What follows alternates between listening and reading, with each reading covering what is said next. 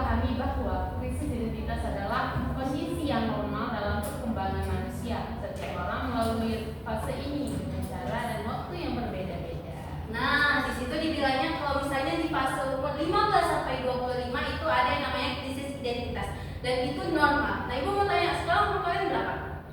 15. 13.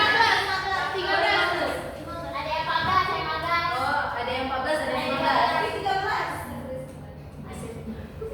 Oke, nah di sini kan berarti kita udah masuk. Kalian udah masuk ke fase itu kan? Kalian masih bertanya-tanya, sebenarnya aku tuh siapa sih? Apa sih tujuan hidup aku? Ada nggak terbesit pertanyaan dari kalian? Ada. Nah, coba Rami ungkapkan apa yang biasanya Rami rasakan ketika hari itu. Saya rasakan itu dari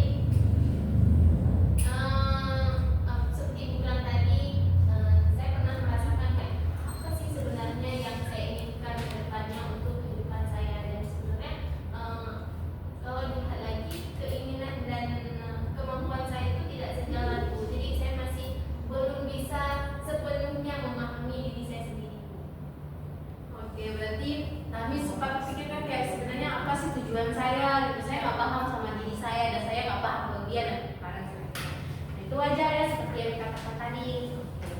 Nah, selanjutnya kita mau bahas tentang penyebab krisis identitas. Nah, ini mau kalian ada yang mau bacain juga nggak? Atau mungkin Ibu aja yang jelasin ya. Oke. Di sini tuh ada beberapa penyebab dari krisis identitas. Yang pertama itu ada tekanan sosial.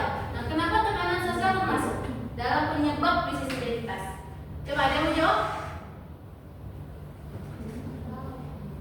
Tidak ada? Oke, Ibu jelasin ya. Kenapa sih tekanan sosial itu menyebabkan kita krisis identitas? Nah, kalian pernah nggak merasakan kalau misalnya nih orang tua kalian tuh pengen anaknya masuk ke teknik gitu, tapi itu bukan passion aku, itu bukan passion kita sebagai anak gitu. Kita pengennya seni gitu, tapi karena tekanan dari orang tua tadi yang pengen kita tuh masuk ke teknik, akhirnya kan kita meleset dari keinginan kita kan. Nah, akhirnya kita kuliah di tempat yang tidak kita minati. Nah, pernah nggak merasakan hal tersebut? Atau enggak nih, kalau misalnya kalian tuh berteman, ada 5 orang teman kalian, salah satunya itu emang bandar narkoba banget, yang kayak nakal, penyebar narkoba. Nah, terus gara-gara kita berteman sama dia, malah kena ke kita gitu. Malah kita yang jadi tersangka gara-gara itu. Padahal kan kita cuma berteman gitu. Sampai sini paham? Paham, Ibu. Paham. Selanjutnya ada media sosial. Nah, ada yang mau jelasin kenapa media sosial termasuk? Boleh. Saya Karena kan kita pagi sekarang kan remaja-remaja sekarang kan ada IG, ada TikTok, kan sudah jarang kalau pakai FB. Nah, terus di IG sama TikTok itu kan orang-orang itu rata-rata lebih fancy, jadi meningkatkan rasa kayak iri kita ke dia. Habis itu kita lihat dia tuh kayak dia umur segitu udah bisa gitu, sedangkan kita di umur segini belum bisa gitu. ikut-ikutan ya, jadinya kayak kita tuh membanding-bandingkan diri kita sama orang lain tuh. Jadi ujung-ujungnya terjerumus tuh, padahal kan belum tentu itu passion kita. Iya, benar sekali. Tepuk tangan loh Pak Saiba. Selanjutnya itu perubahan hidup. Perubahan hidup ini sama kayak yang Ibu jelaskan tadi, perbedaan jurusan, atau kita masalah masuk jurusan, kita masalah masuk tempat kerja, sehingga kita tuh kayak merasa ini tuh bukan kita gitu. Itu orang lain yang ada di dalam diri kita. Baik, selanjutnya kita akan membahas tentang tanda-tanda krisis identitas. Boleh minta tolong Debbie bacakan sebentar? Oke, Ibu.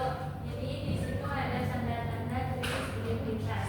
Nah, jadi itu tuh bisa dikenali dengan gejala umum yang menandakan seorang sedang mengalami krisis identitas. Krisis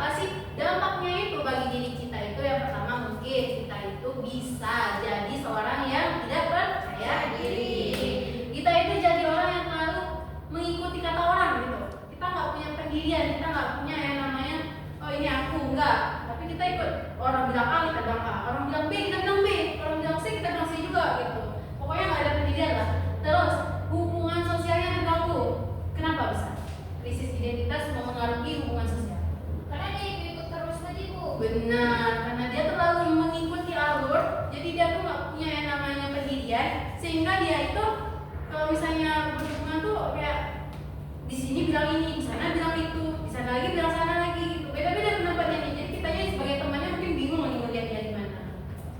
Selanjutnya kehilangan motivasi hidup dan perilaku impulsif atau berisiko.